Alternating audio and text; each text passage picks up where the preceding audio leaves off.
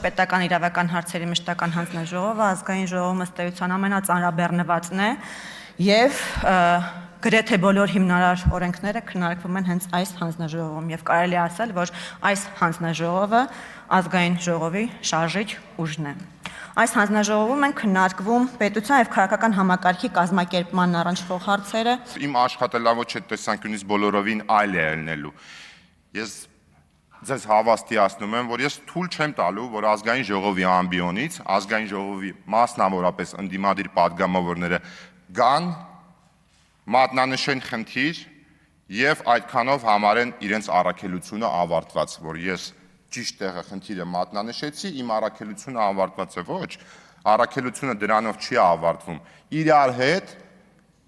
ճիշտ մատնանշման պարագայում հետևողական աշխատելու ենք այդ խնդիրների լուծմանը եւ այդ թվում դուք պարտավոր եք լինելու,